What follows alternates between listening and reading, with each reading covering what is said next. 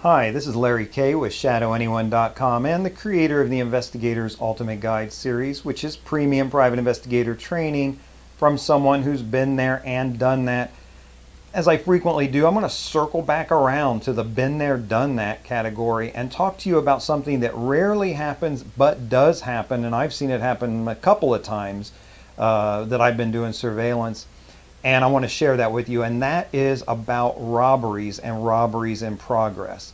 Now, I'm going to start out by telling you a true thing that happened. I go into this in detail in the Investigator's Ultimate Guide to Surveillance. I do not want to put every detail of that online for free, because it's just not something most people should be hearing about.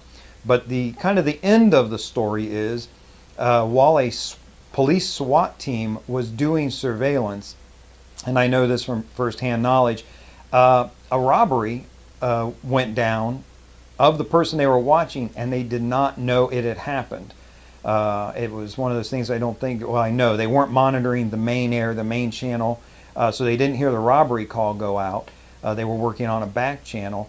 But after their subject of their investigation had done the robbery and is back home again, someone picks up from the main air that they're looking for a robbery suspect out of this place, and he realizes, well, that's where we just were, and it all makes sense. The things that they were seeing made sense.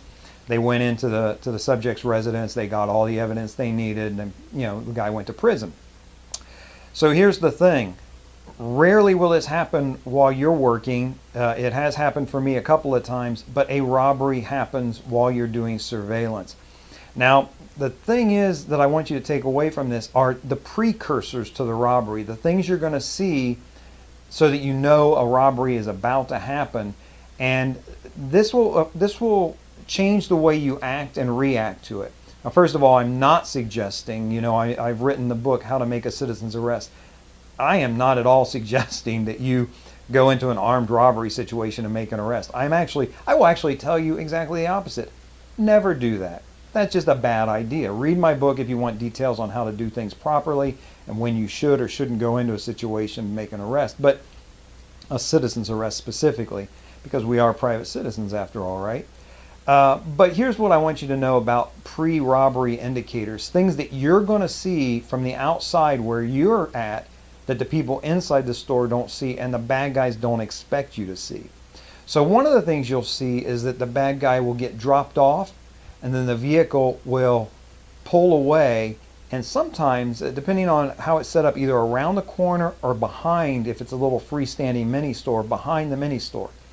What this is for is because when the robbery actually goes down and the person flees on foot, there's less chance that anyone's going to have seen the vehicle or know that the person got into the vehicle.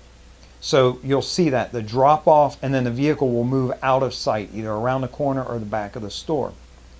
Here's something after the robbery that you'll see just for your own personal information. It's very interesting. I like to think that lots of law enforcement know this and understand this, but it's very common. It's calculated and done on purpose, where the bad guy, the robber, will leave the store fleeing on foot, say southbound, and then run behind the store, jump in the vehicle, and take off northbound. And what happens is everybody will report, he ran off southbound, and the police intense hunt for the person will be in that southbound direction, but the person has immediately shifted from on foot southbound. Within seconds, within 8 or 10 seconds, have shifted into northbound in a vehicle. So just know that, and understanding how the after robbery, the post robbery, how the escape is going to play out may tune you in better to when you see the preparation for the robbery when a person goes in. 2 other indicators that you're going to see, maybe 1.5 indicators, let me put it that way. One indicator you're going to see is the hood goes up. People wearing hoodies will put their hoodie up before they go into the store, and sometimes before they even pass maybe the larger window if it's one of those little corner convenience stops or a gas station.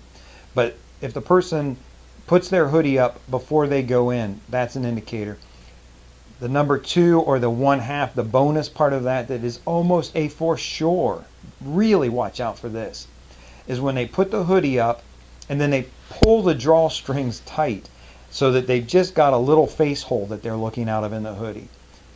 I can't think of a time that I've ever seen anybody do that and not rob a place. But if you see that happen, especially as they're outside going in, heads up, you may be watching a robbery.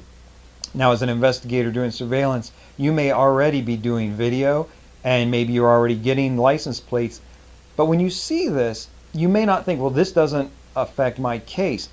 Not that you're ignoring a robbery, but you'll think, I'm looking for a blonde male and long hair and a red pickup truck to come by here, and this is definitely not that.